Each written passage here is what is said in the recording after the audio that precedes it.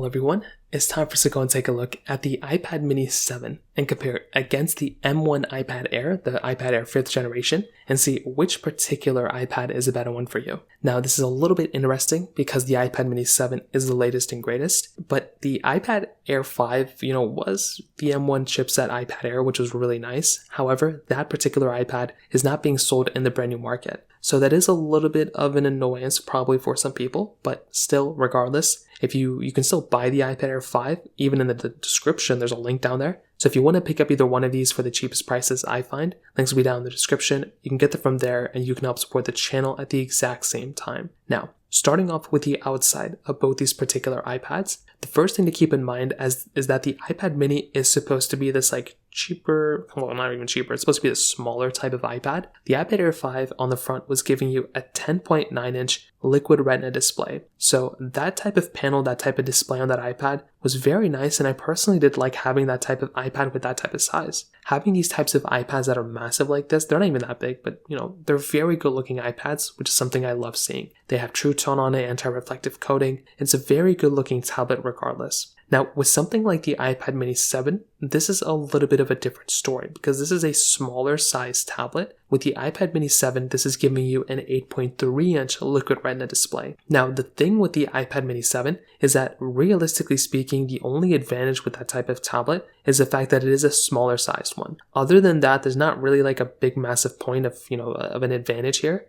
Both these displays are 60 Hz. They're both giving you the same type of experience for the most part. It just so happens that it's a smaller tablet, and that's kind of what you're paying for here in my personal opinion. Now, on top of that, some other big things to keep in mind. Both are giving you flat sides. The same Apple Pencils work on both these iPads, which is always really nice to have. And if you're going to go and use USB Type-C, both these support that as well, which is always really nice to have. There's not really anything else super crazy going on with either one. There's not one feature within one that feels or performs way better than the other one. They're both relatively around the same thing, and that is kind of what ends up happening when you have some sort of these iPads like this, just because they're not going to be the best performing things of all time, because these aren't supposed to be the most flagship premium type of devices. But regardless of that, I think there's still a lot of capability here and a lot of quality, and both of these tablets look very nice. They're both giving you single camera setups on the back. They're both still holding up fairly well in a lot of ways too. So I'd probably tell you in a majority of ways, if you're looking at both these devices, they're both fairly nice. I like both of them.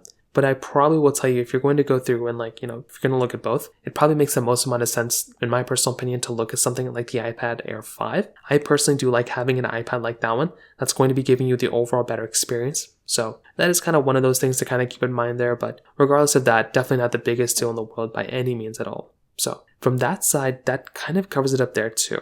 Now, on top of that, when it comes down to that stuff, another very big thing to keep in mind here is the price tag. So like I mentioned before, with something like the, iPad mini 7, this one just came out and it's costing you about, a $679, which is kind of a lot of money to spend on a tablet like that. Whereas on the iPad Air 5, you could probably buy this iPad in a lot of places. I'm trying to think, probably less than $400 at this point, maybe $450, maybe less than that. So it's not nearly as expensive, as the iPad mini 7. So that is kind of an advantage, right? Imagine buying an iPad like the M1 iPad Air that came out just 2 years ago for hundreds of dollars cheaper than the iPad mini 7. I think that is kind of a big advantage for that type of tablet. And you're going to have to kind of think about it from that side. Again, not the biggest deal in the world, but that is just one other thing you're going to have to keep in mind of when you're going through and getting that type of device. So from that side, that kind of covers it up there too. Now, when it comes down to the cameras, this is also another interesting thing because there is far more similarity than there are differences. So on the back side, you're getting 12 megapixel wide angle cameras on the back, and you're getting 12 megapixel ultra wide cameras on the front that do support center stage. So the first thing to keep in mind here is that if you're going to go and look at both these particular devices, the cameras themselves are kind of around the same thing, right? There's not really a massive difference here for the most part. I think if you're going to go through and pick up these devices, you're basically going to feel like the cameras are relatively around the same. And if you have an iPhone like an iPhone 12 or newer, those devices, those cameras are probably going to be better than this one. The front camera on this thing, though, I like a lot because, you're getting center stage, and that's a really, really cool feature. Otherwise, you're basically getting the same type of experience and the same type of layout. So there's not really that big of a difference. The only difference I can even kind of think about here that might be a big deal to some people is that you are getting an LED flash on the backside of the, iPad mini 7. So that is kind of an advantage on that device. Like you're able to go and just have that type of experience. And I do think that's actually a very nice thing going on for that type of device too. So that in and of itself, in my personal opinion, having a device like that has flash would be nicer, but it really isn't that big of a deal either. And it's not going to be like a deal breaker by any means at all either. So to kind of sum the camera side up, lots of similarity, lots of overlap, not really like massive differences here as far as I can tell, but the main difference here is the iPad mini 7 basically has a flash on the backside. Now, on top of that, when it comes down to some other stuff, another thing you're going to have to keep in mind is that when it comes down to both, I would probably say when it comes down to the software longevity, both of these are going to be lasting for quite a bit of time. So there's not going to be one device that's going to outlast the other one like a crazy amount. So that is always something I kind of want to get out of the way. Because no matter what device you basically get, you are going to be getting essentially the same type of experience. So for now, right? So for now, there's not too many differences. However, in the future, right, if I'm going to look at these and see which one's going to be the longer lasting one here, I'm pretty sure the iPad mini 7 is going to be the longer lasting one. In almost every single way I can imagine,